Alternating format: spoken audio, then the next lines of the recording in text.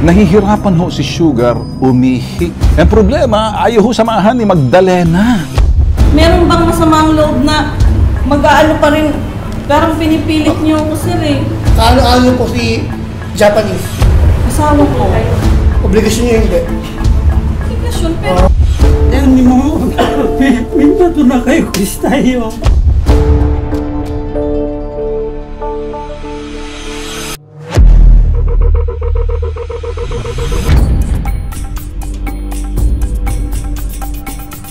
Si Yoshiteru po kasi, dati kong kaibigan sa Japan. TNT po ako sa Japan. So, nung mga panahon na kinailangan ko ng tulong sa Japan, si Yoshiteru Sawaki ang malaking bahagi na tumulong sa akin. Ngayon, siya po yung nangangailangan ng tulong sa akin. Gusto ko pong suklian yung mga tulong na binigay niya sa akin before. Pagdala ko ng tao ron. Entiende? Apo. Confirmatory tayo, titingnan natin sa kapitbahay nila. You can dispatch it now. Opo, sir.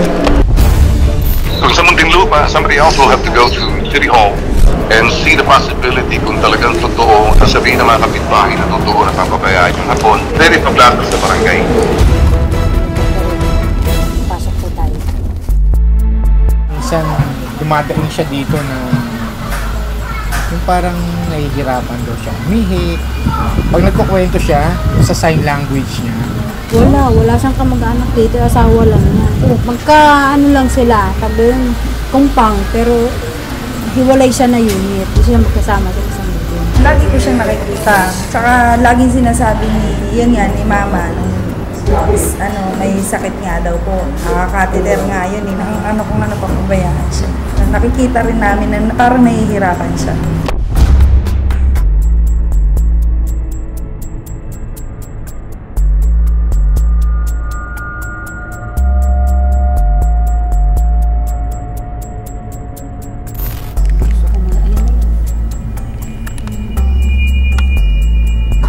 Ayun si Magdalena. wala yun.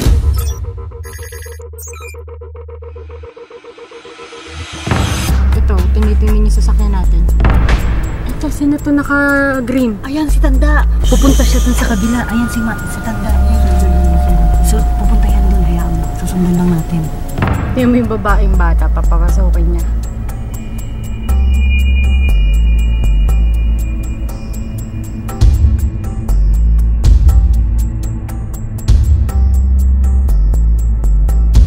Masakit daw sa balikat niya.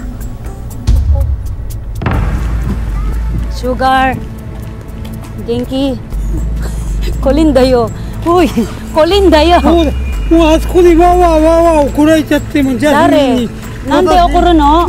あなたまたドクターとこ行ってドクターで終わってやったらあなたに日本に返すだって私。日本の。カイロ行けないでしょ？カイロできないじゃん。だってあなたここの人生もお金もないしもう何にもないから帰りなさい。私日本。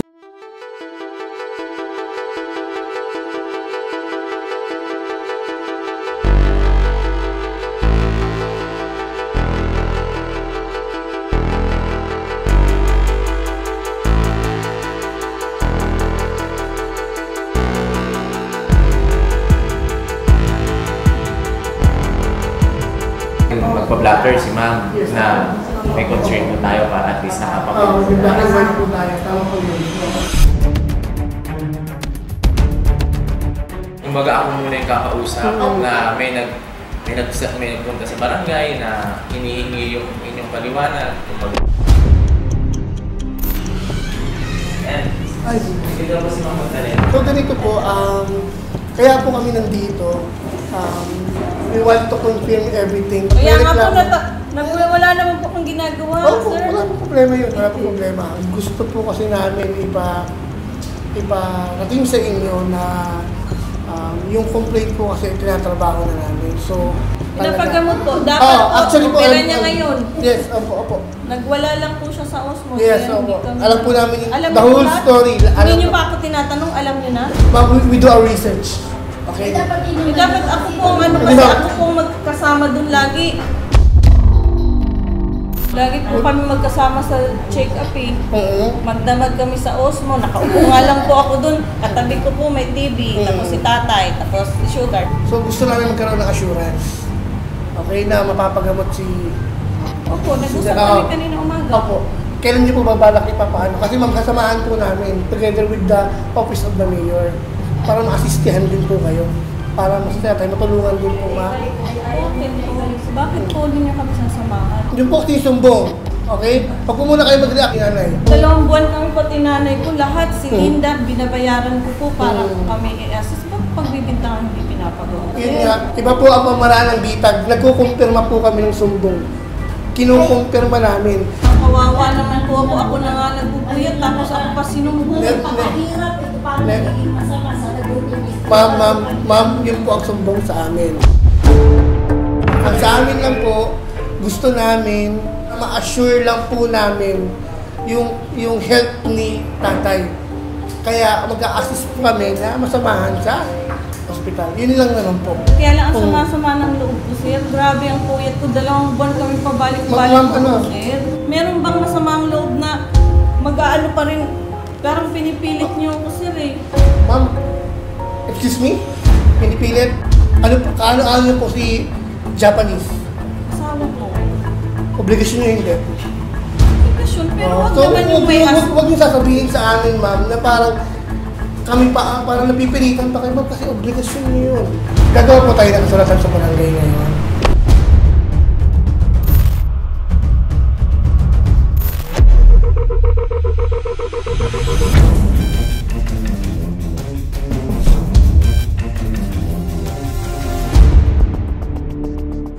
We could also conduct interview din para at least mas maganda kasi from their sa perspective nila malaman natin what's really the problem kasi malaman natin mismo sa side nung partner na babae at the same time dun sa Japanese national para at least makita natin, malaman natin from them na yung ano ba talaga yung sitwasyon nila.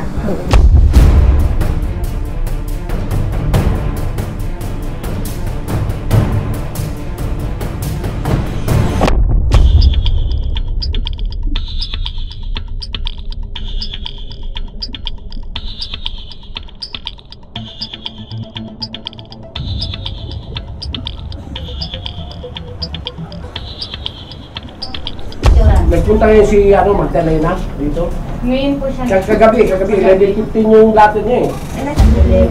Magpa-blatter sila, bumalik sila rito. Sinaktan lang yung niya rito, blatter. Yes, good afternoon po ma'am. Ma'am Magdalena Faron.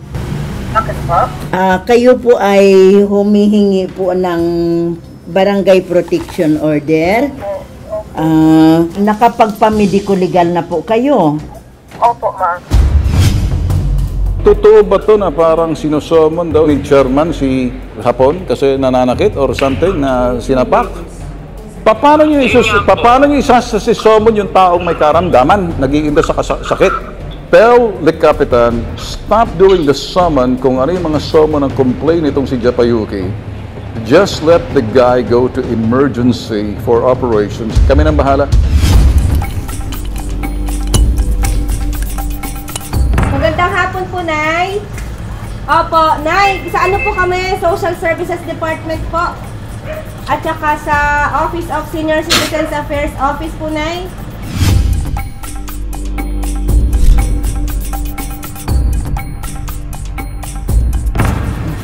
Hi. Michelle Desu, yoroshiku onegai shimasu. Kanojo wa Venus social worker. Hanashi shiteru? Daijoubu? 何の話？なんかまだ欲しいありますか？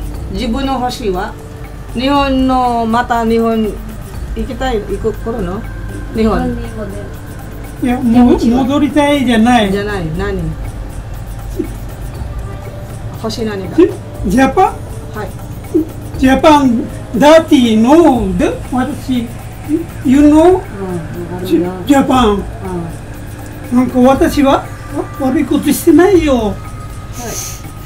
何もみんなと仲良くしたいよ。だからみんなたちはここの彼女はみんなたちは心配するよ。あなたの人生は。スミンここに行ったで私ジャスミンあなたでしょシュガーあなたこうやったのこうやったのジャスミンやってないだからするわけないじゃない私。ジャスミンは嘘なだからジャスミンもう一回なもう一回すいませんもう一回みなたちの助けてさわきさんは欲しいんですか欲しいいやいや体の心配しないであなたの体だからみなたちも助けて先生いるからみんなわかるからボディを直して元気になりたい。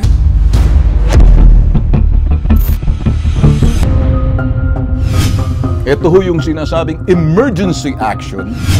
Pag may karamdaman, out of medical necessity, emergency, dadalhin mo sa ospital, kaysa dyan sa lintek na somon mo. Dapat dito tayo.